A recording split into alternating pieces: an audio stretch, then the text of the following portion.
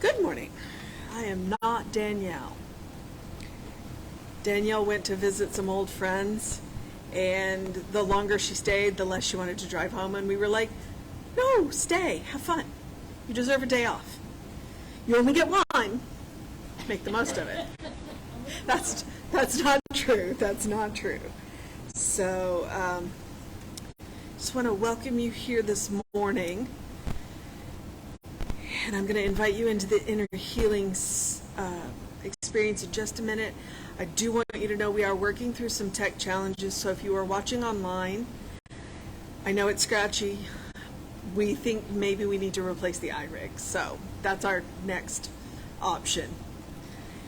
Yeah, electronics are great when they work, and when they don't, well, it is what it is, right? Okay. So I'm going to encourage you to take a nice deep breath. Breathe all the way down. And as you release the breath, relax. Take one more nice deep breath. As you are breathing in, just kind of center yourself where you are. And where are you? And as you release the breath, relax. And set everything aside. Set your day aside. Set the week aside. Set all of the little things that you know you've got to do. Set them aside. And be here now. Universal love enfolds me. Universal wisdom inspires me. Universal spirit enlightens me. Universal power encircles me. I am one, and all is well. As we begin the inner healing process, let me invite you to relax in quiet confidence, opening yourself to the miracle-working higher power. Now symbolize the unity of your thinking and feeling nature by touching your chest with your hand, and let my words act as your own for your own inner acceptance and receptivity. I acknowledge that there is a power, intelligence, and wisdom greater than my own. I am in the midst of it, and it is in the midst of me, sensitive and responsive to my every thought, word, action, and feeling. I now make this true for myself by saying aloud, I acknowledge. Acknowledging the higher power working through my life, I admit that I am personally responsible for solving my own problems while being guided and assisted by something greater than myself. As I am ready to surrender the conflicts of my ego to the wisdom of the infinite presence, I simply speak these words. I surrender. Knowing that forgiveness is the key to unconditional love and the feeling of heaven, I now unconditionally forgive anyone and everyone who has ever injured me in any way, real or imagined. And I now forgive myself for all my mistaken judgments and their resulting actions. From my deepest level of understanding, now I say, I forgive. Realizing that I continually experience the effects of my own thinking, I now choose to allow this higher power to recreate me deeply, filling my mind with thoughts that are only constructive, positive, loving, and beautiful. I call upon this divine inflow by stating aloud, I choose. I now center upon that one special idea that I am willing to accept as real for me in this coming week. Visualizing the idea as already acted upon and brought to pass. In seeing my idea become a fact of my experience, I enjoy the happiness and peace of my thought fulfilled, and gratefully speak these words: I accept. Knowing that I have an everlasting place in the midst of the power that sustains all creation, as well as the support of all those around me, I allow myself to relax in the peace of fulfillment and gratitude and say, I release. Now, in my mind's eye, I envision the presence of someone near and dear to me, family member, friend, mentor, who has touched my life in deep and loving ways. Someone who's not physically present in the room this morning. And I turn towards that image in my mind and say, I am grateful for the good in your life. I now open my eyes to the world around me and turn joyfully to the person next to me and share in my gratitude and confidence by saying, I am grateful for the good in your life.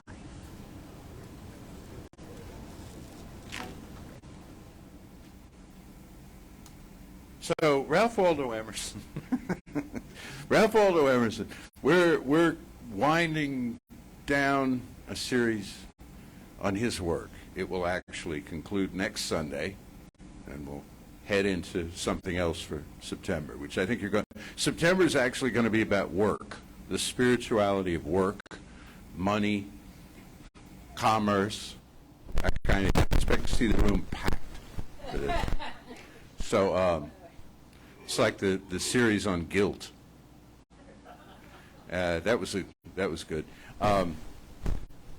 In July, I took you through some of Emerson's better-known essays, better known among people who read Emerson, who read his spiritual work, on spiritual laws and circles and the oversoul and self-reliance. And then this month we're doing a deeper dive into some of his less well-known material, but today is compensation, which kind of splits the difference because some people have read it and are familiar with it.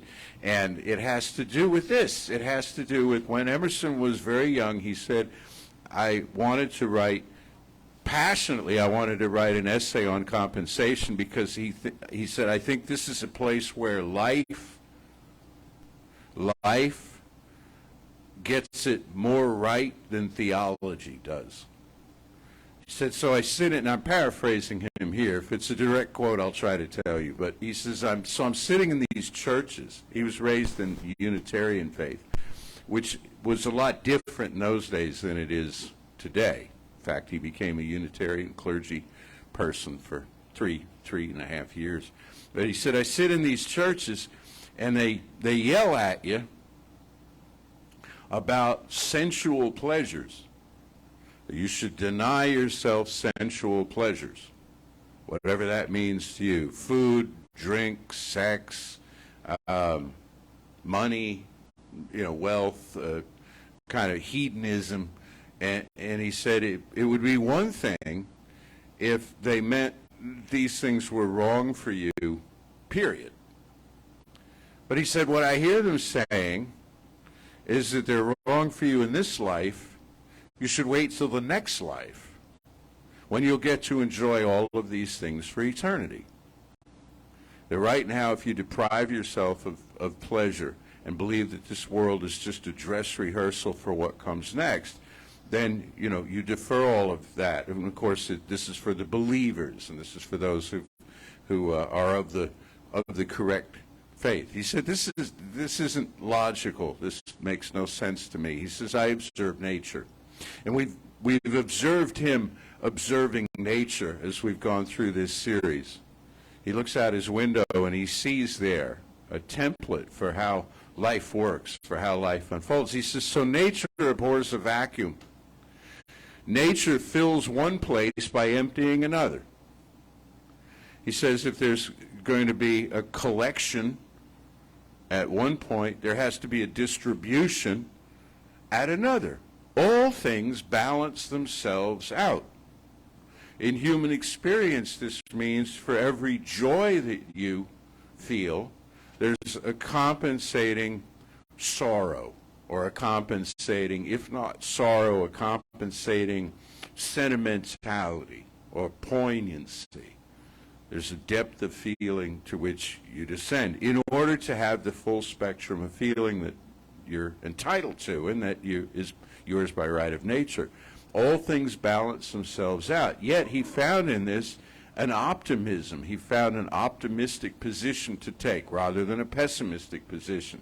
As people would say, and he anticipated people asking this, he said people would say, well, then what's the point in doing anything fun or anything of an improving nature if at some point it's all going to be taken away? And he came back with something that's really out of the Hermetic principles about polarity, is that there's a pendulum swing, but each time everything is raised a bit. Everything is lifted a bit. Your highs are higher and your lows are higher. Okay? Does that make sense? The whole thing is picked up somewhat. Look, if you suffer in life, how much better is it to understand your suffering, acknowledge your suffering, question your suffering? It lightens the suffering. The worst suffering that we go through is the suffering that's unconscious, that we're suffering and we don't know why we're suffering. We haven't even identified it as that. But there's this kind of pall cast over our experience, and it's filled with despair. It's filled with hopelessness. But when you're suffering and you look at it, you say, okay, now I understand. For example, Ernest Holmes and other writers in the New Thought canon talk about love a lot, which we're going to get into next week, principally. But he says, so if you love somebody, that's why you grieve them when they leave. If you love somebody, that's why it throws you when they change. If you love somebody, if you love your parents, if you love your children, if you love your romantic partner, if you, whatever it is you love, whenever it seems to act differently than you expect it to or hope it to, you feel something grievous, It's like a wounding to you. Well, that's the price you pay for love. Here's the alternative. Don't care about anything. People come and go and things change or they don't change and you don't care. You just shake it all off. Well, what happens then? Well, then you don't have much of a life, do you? You have this kind of stone-cold heart, and you just kind of trudge through experiences and I don't know, maybe that's why we a lot of times look to the next life. In the next life, everything will be fine. Because in the next life, I won't have as many choices to make. I won't have as much work to do. I won't have, it'll all be kind of done for me. And that's not my idea of heaven. My idea of heaven is like, good, you're here. We need you. Here, here's some stuff. You've been preparing for this. We've been waiting for you. And, they give you some stuff to do, and it's not just busy work. It's like what you're doing here, all right? So, but the idea here is that there's a price we pay for everything. Here's a word you don't hear often in New Thought, and rightfully so, sacrifice. Isn't that a great word? Don't you enjoy that, hearing that, thinking that, sinking into that feeling of sacrifice? Well, we're always sacrificing something. We're always, or to put it another way, we're paying in spiritual coin. We're paying in spiritual coin for the experience that we wish to have. Everything has to be traded in at some point. I was thinking about this in the car on the way here today. There's been this, ever since Harvey, sort of near my home. Harvey, if you're not from this area or something, was a tropical storm, hurricane that came and sat over us in 2017 and flooded a lot of the area. Well, near where I live, there's this area that was underwater between where I live and the freeway, and I hadn't been down the street in a week. coming out onto the freeway since actually last Sunday coming to be with you. Today I go down this street, and this whole corner, I'm going to guess at least 5 acres on this corner, has been stripped, cleared, plowed under, and something is going up. And something is going up. And you look at that and you think, wow, you know, that was just a flooded field, and now it's going to be something. I think it's going to be apartments, actually.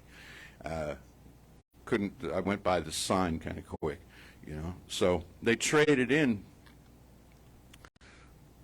shall we say, virgin land for flooded land now for plowed and tilled and prepared land for apartments to be built, and people will live there, unconscious of the fact that this was something else before, although everywhere was, including this room that we sit in. And that corner will be less useful for the raccoons, armadillo, possums, possibly even deer, and other creatures that live there. But it will be very useful for people who live in an apartment and commute to work because it's just right there off the feeder. And I look at it and I say, so should I celebrate the progress of this, or should I mourn the loss of wild land? Although if the wild land floods, you get the idea. And so back and forth we go with this. Is it a win? Is it a loss? Is it not yet determined? And then I think for my own, like all of that's kind of objective and remote, but I think for my own purposes, now there's going to be traffic here on this corner. When I take this street coming here every Sunday, there's going to be people, and now they're going to have to widen the street. Maybe they'll put in a light. Well, that would be a good thing, because right now there's a 3-way stop. And all. So everything, and that's just, and this really has nothing to do with me, but it's one more example of the constant trade-offs that are being made. Would you like improvement in one area? Then it seems it depends on decline in another. And in our personal striving, in our personal goal setting, it's very important to be aware of this, that we're constantly letting go of the good for the better. We're letting go of the good for the better. You know, a lot of times we have to make wrong the things that we're releasing, like they had never worked for us, like they were sort of offensive right from the start, when they weren't. They were great. They were fine for us. Are you unhappy in your job? Would you like a different job? All right, fine. You're entitled to that. But bear in mind that the job that you have now was once a big win for you. It was the job that you didn't have that you then got, right? When they said to you, you're hired, your heart sang. Now it's 5 or 10 years later, or 5 or 10 days later, you know, and you've had it up to here and you're ready to move on. Well, rather than making the current job wrong and stomping all over it, summon up the energy, the emotional feeling that you had about that win, to apply it to the next thing to come your way. Everything surrenders to something else. And we get all panicky and weird about this because it looks like a lot of this is beyond our control, which much of it actually is, you know. But by controlling, or better put, managing the parts that are within our domain to manage, we move through life gracefully. Here's another example of something beyond our control. Aging. Aging. Guess what? There are 2 choices. You age or you leave.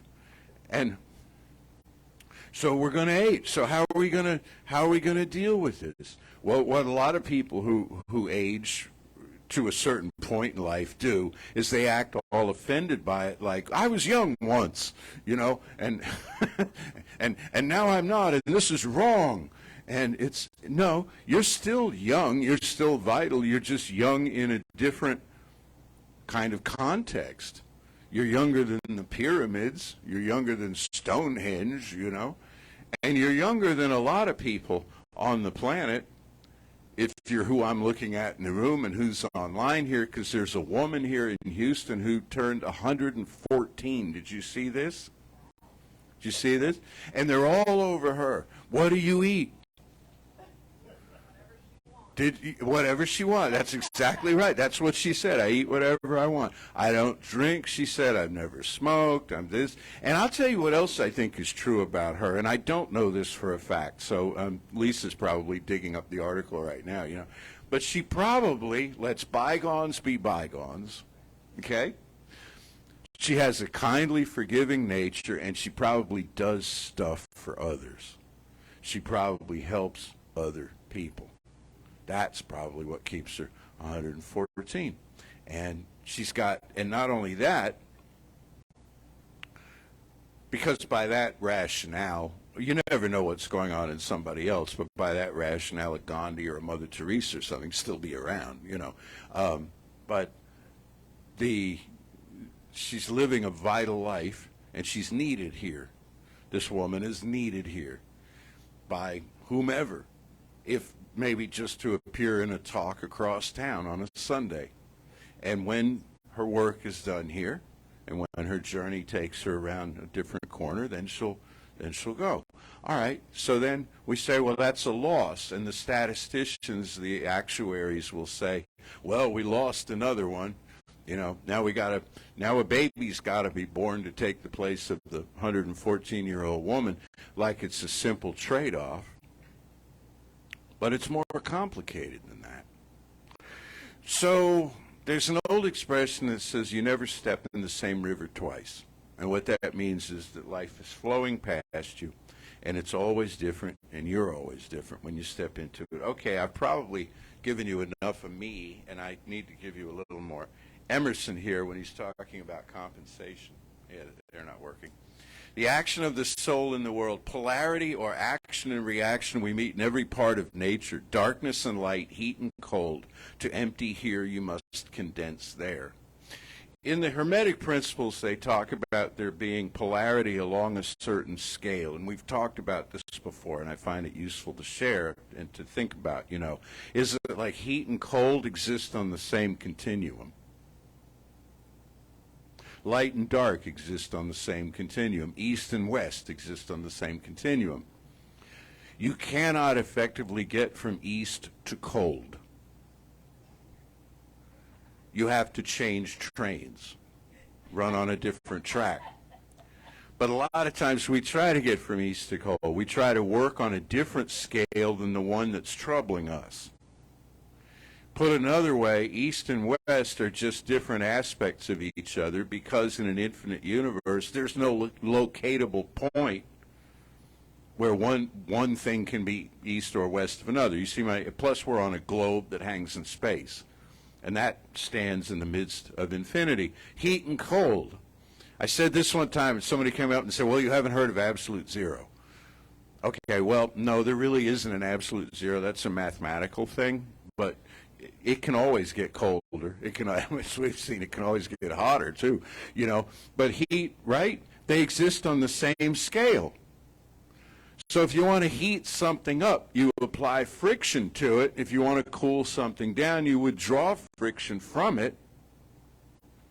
And all of the, you know, the molecular dance that goes on, and the temperature starts to drop. And you get the idea here. Well, if you're in a certain state of mind or heart, you identify what that is.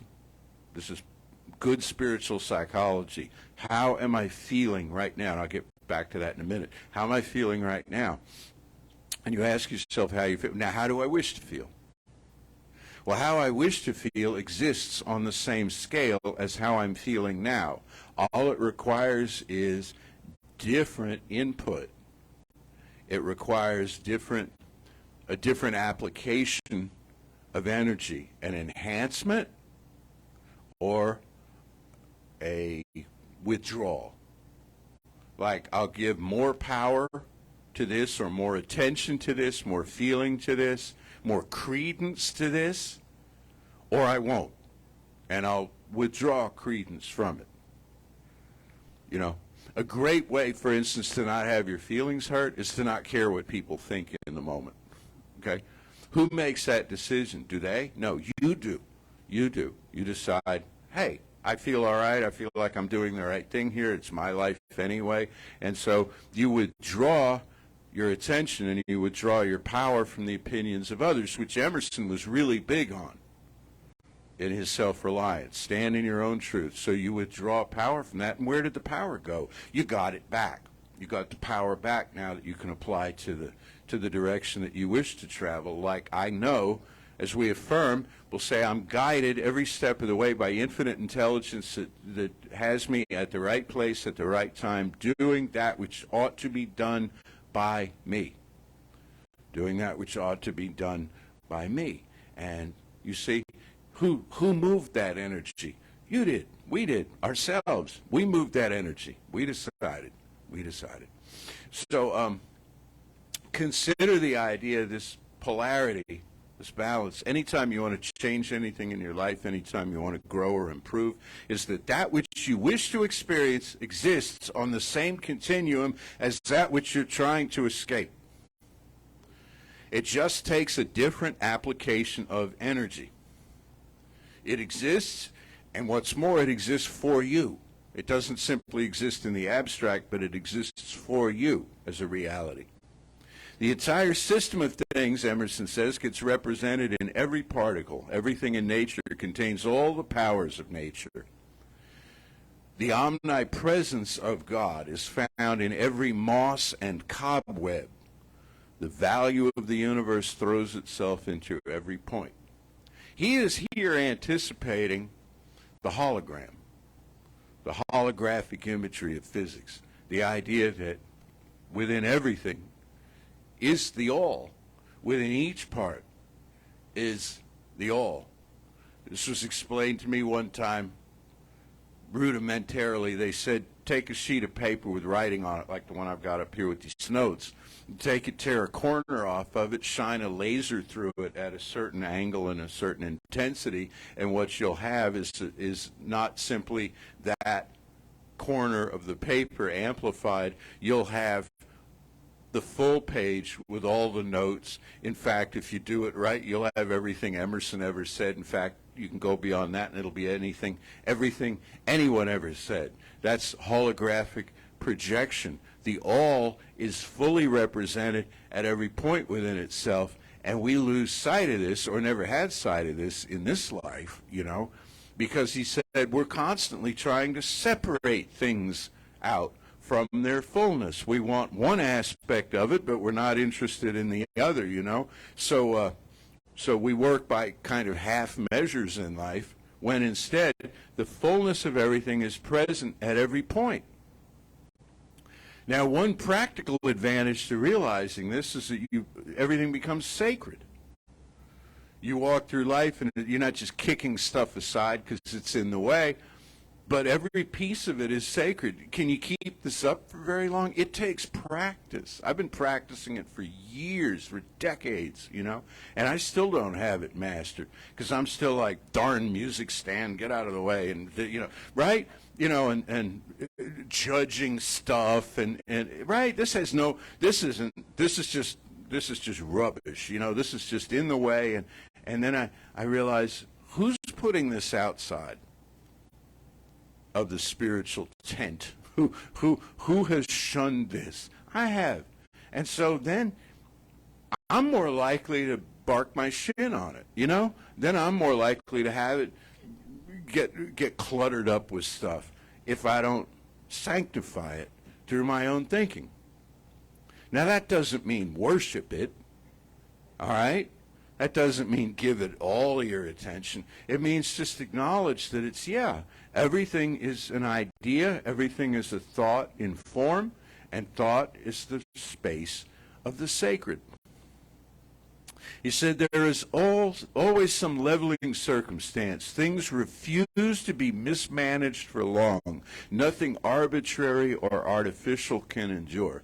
And he circles back to that with the idea of the implementation of divine justice. He says it's never not happening, but there may be a postponement. All things rectify themselves, but they might not do it. I love this. He doesn't exactly put it this way, but I love the image. Stuff might not work itself out in your line of sight today. Okay, right?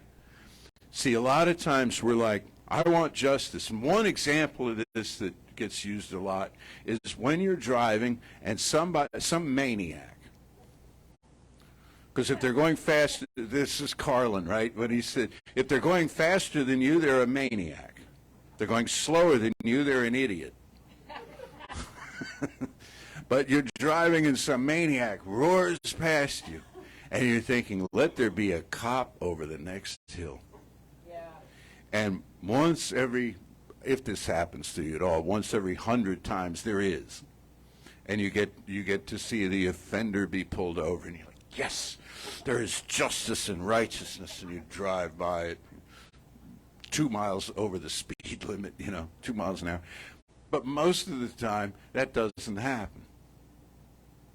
Most of the time, the people that we judge in life as needing to be corrected don't get corrected in front of us. Everybody, this is why one of the great spiritual lessons of New Thought, really, is mind your own business. Mind your own business. Everybody gets what's coming to them in its own time.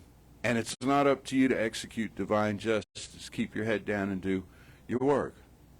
Now, when it comes to situations in society that affect us all, yes, you raise your voice. Yes, you take a stand. Yes, you believe in certain things. And you vote your conscience and you speak your conscience and so on. But understand that some things take time to work out. And also some things are working out that you'll never see, but they're working out. They're working out behind the scenes.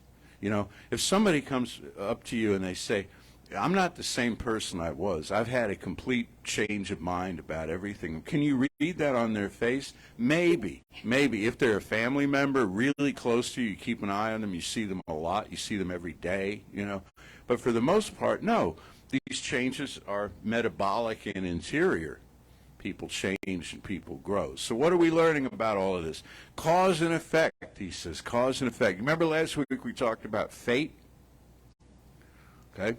Fate, the actual title of today's talk is Fate is Unpenetrated Causes. In other words, there's cause and effect going on, but if we don't recognize that, we say, well, it's meant to be. It's just fate, just happened. I don't know, it's my bad luck. We'll say, jokingly, with my luck, blah, blah, blah, right?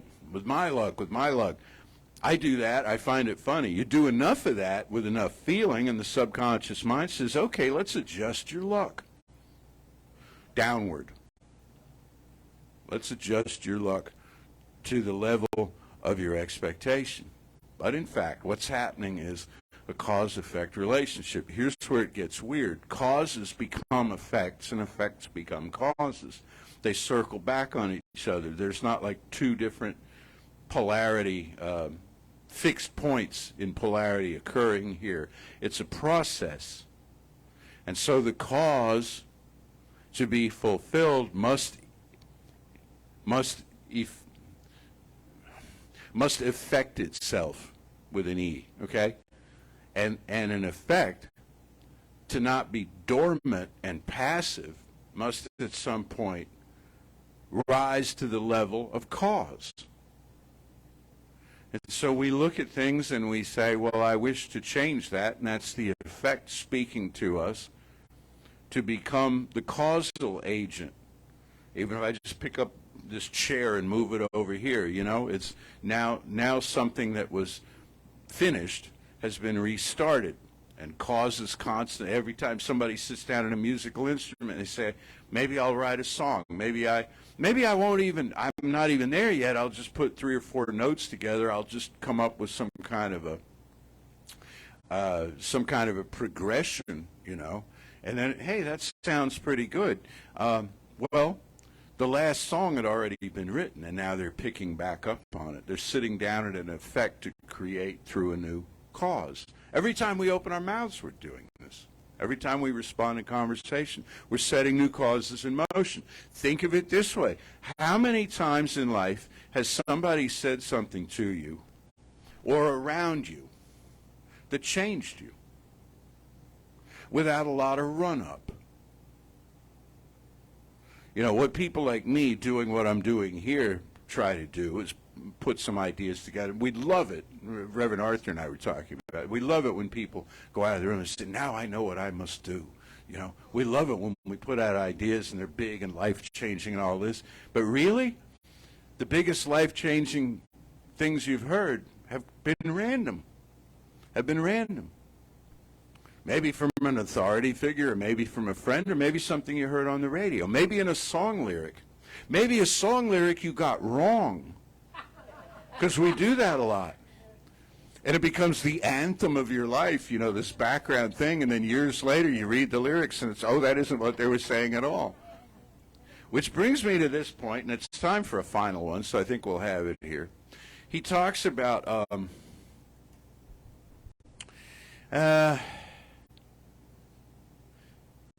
every act rewards itself in the thing and the circumstance.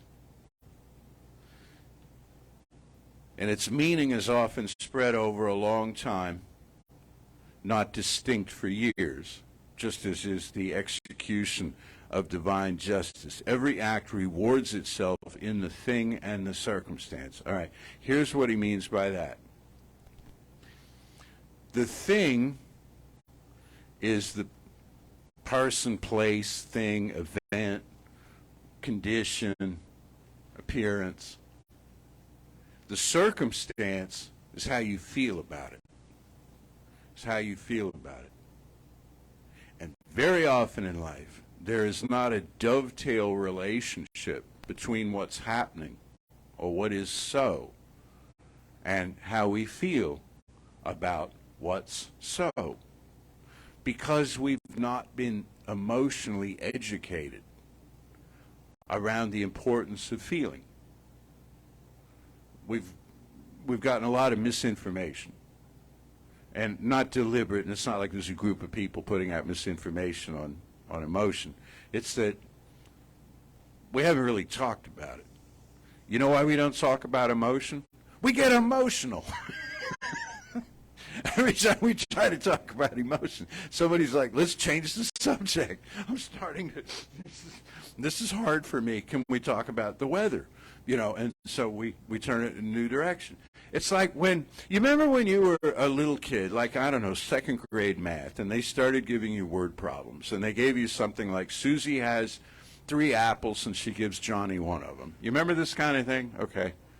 And the idea there was that Susie has 3 apples and she gives Johnny 1 of them. Therefore, Susie has 2/3 of the total number of apples in the story, and Johnny has 1/3. And if they put them together, they'd have 3/3. And if the numerator and denominator of a fraction are equal, then it equals 1. And so you wrote all of this stuff down. What was never mentioned in that story was whether Susie wanted to give Johnny an apple. Or if they snatched it out of her hand saying, we need a word problem. What was never explained in that story was whether any of them liked apples. Okay? What was never explained in that story was how anybody felt about any of this. And so we thought, well, life is purely transactional on a very superficial level. Apples come and go, and, you know, stuff moves itself in and out. And there's no depth. So we don't look at our feeling about this. We don't look at our feeling about this. But that's our trigger. That's what we walk through this world feeling stuff. Every one of you, when you first came into creative life, for those of you who are watching online, many of you have never physically been here yet, and I hope you will. But wasn't the first thing for you, how does this place feel? It wasn't the taste of the coffee, and it wasn't the sound of the music, and it wasn't the sound of me, and it wasn't, you know, or whoever was speaking that day. I mean, that all factored in whether you came back or you liked it or so forth. But wasn't the first things like, how do I feel? Or how the other people were around you? That's a feeling too. And you recognize that some of that was you. Like, how open were you to feeling at home, or were you on the defensive? And I wouldn't blame you one iota if you were on the defensive, because organized religion is a problematic kind of thing. And if you were a hard nut to crack, if you came in here and you're like, I don't know about these people, and I think we have people here like that who've been here for a very long time who are still not fully convinced, that this is the right place to be, but they're gonna keep at it, and I honor that. We'll win your trust every week, best we can. See what I mean? And it's not just here. You go through life, you go through everything, and it's all about how you feel about it, how you feel about it, how you feel about it. And your feeling is that which is stored up in heaven, to channel Reverend Arthur. Okay? That you store things up where moth and rust doth not corrupt. Okay? Moth and rust do corrupt in the attic, under the bed, in the garage, in the shed, in the backyard. You store things up in quote-unquote heaven, in the spiritual dimension, and they are not corrupted, and they are not depleted. So you store up this feeling of optimism. Every day, this is Jose Silva, I think, every day in every way, I'm getting better and better. My life is getting better and better. Every day, in every way, I'm learning more. I will have breakthrough moments, and I'll have long periods of apparent dormancy, but I'm winning. I'm winning in life. I'm winning in life. Moving forward. Winning what? Winning back control of my own soul, my own spirit, my own attitude, my own dimension of being. Not winning necessarily over anybody else. And if I am, that's just a temporal, spatial thing, and it's very, it's meaningless, frankly. We were just talking about, Tom and I were just talking about a sporting event that took place, and every day you get the scores of who won this and won that, and it's very entertaining and it's wonderful. But every game that ends with a winner and loser, there's another game tomorrow. And everybody who wins the championship, well, next year or 4 years from now, there's another championship, and they go in the book and all this. That's not what we're after in life. It's about winning a sense of peace and trust within ourselves. Our life, he says, is a progress and not a station. Our instinct is trust. We let our angels go so that archangels may come in.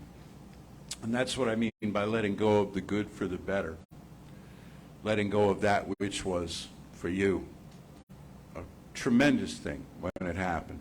That it now is seasoned differently, and now with the passage of time moves into a different kind of experience. May you know that in your work life tomorrow. If you go to work tomorrow, may you know that in the rest of the summer and into the coming fall. May you know that always. May you always know that there is a power and a presence. Let's talk about that a moment in prayer. There is one life, one power, one presence, pure spirit, everywhere manifesting, everywhere radiant.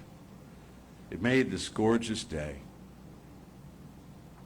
Surrounded each one of us with friends and loved ones, filled each one of us with confidence and conviction, inspired each one of us with creative ideas and passions, and comforted each one of us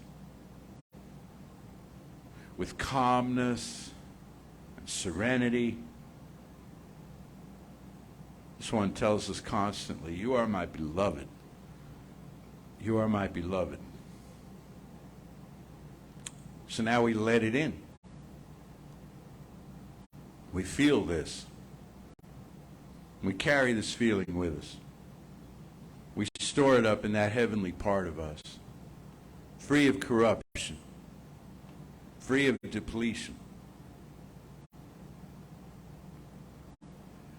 We carry it in our mental and emotional pocket to take out whenever we feel anything like confusion, anxiety, stress. You are my beloved. You're doing just fine. Here's some more change for you. Here's some more adaptation and growth for you. We welcome it. We don't run from it. We run toward it. We welcome it in our lives. As I speak this word, I include in this word all those who are suffering today. I include the people of Southern California. I include the people of British Columbia and Northwest Territories in the weather and fire experiences, the people of West Maui. All people everywhere, too many to name. On this very block, there's somebody right now. Somebody right across the street. I'm willing to bet there's somebody right now who could use a good thought. We don't know who they are, don't know the particulars, but there is something that knows exactly who they are, cannot forget, and knows them as its beloved. And so I affirm and know that all of this is taking place, that all is well, and in deepest gratitude to that one life, that life that expresses at every point within its own nature, I say thank you, infinite presence of life. Mother, Father, God, that this is so, and so it is. So it is. Contact you with it. Now, everything that we do here, everything that you see was paid for by people just like you. We receive no money from any outside source. There's not a funding thing. Even our own headquarters asks us to send money to them, which we do. So it's all done through our own members and friends and so on, in town and out of town. Also, as you give, you open a place in yourself to receive, and I don't ask you to take my word for that. Just notice that it's a way that you place yourself fully in the midst of the law of circulation. So whatever you're able to give in the form of money to this place is very much appreciated.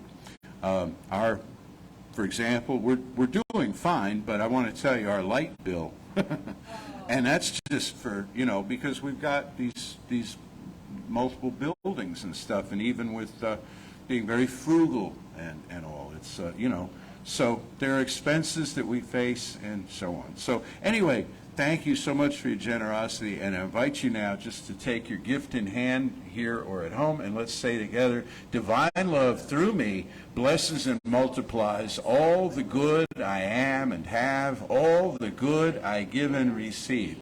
I am prosperous now, and so it is. All right. And Jesse did mention the weather, and I'm going to go right back to the weather because, well, you saw what was going on in Hawaii. You know what's going on in Canada with the fires. Apparently British Columbia's struggling a bit. And they're in the Midwest. They're looking at some, he mentioned Harvey, that 500-year flood. Apparently in the Midwest, there's some of that potentially happening. And our hurricane warning going out in California, which is apparently the first time ever. Now, all of that energy could be better spent somewhere else, and we can go to Spirit and say, hey, you know what, that energy could be better spent somewhere else. And if nothing else, we can hold the people in the path in the arms of Spirit. So join me in the conscious sacred. It is all sacred all the time. It is when we enter it consciously that we step up to our own power. So know with me that there is one life, one power, one presence, one love. Each and every one of us live that life. We are that presence made manifest. We are the divine channels for that power and that love into this material realm. And as we step into who we are, we look out into each other's eyes and see the same thing reflected back. We see that presence and recognize that beloved child of God in the other person, in the other being, in the other life. And so we hold right now all of those people that we have spoken of and all of the people that we don't know in the arms of that love, and know that they are held in safety, in peace, in comfort. And when the resources become necessary, that they are already on their way. We are good at that. And we will continue to be good at that until there is a time it is no longer necessary. That's us working for a world that works for everybody. So for a moment, if you know their name, speak their name in your heart. If you don't know their name, know that Spirit knows their name, and send that love out consciously.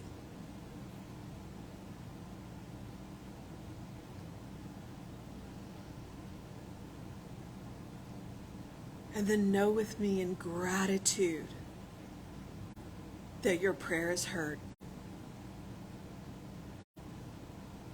And I am grateful for a teaching that teaches me the power that I have, the power that each and every one of you have. I am grateful for this community where we come together to experience it. I'm grateful for our ministers, our practitioners, our musicians. I am grateful for the technology, whether it works perfectly or not. I'm grateful for each and every one of you. And I relax and release into law with love. And so it is. Say with me now, something wonderful is happening through me. Something wonderful is happening through me. I feel it in my body. I feel it in my body. I feel it in my mind. I feel it in my mind. I feel it in everything I am. I feel it in everything I am. I choose it. I choose it. I trust it. I trust it. I use it. I use and it. I love it. And I love it. So it is. And so it is.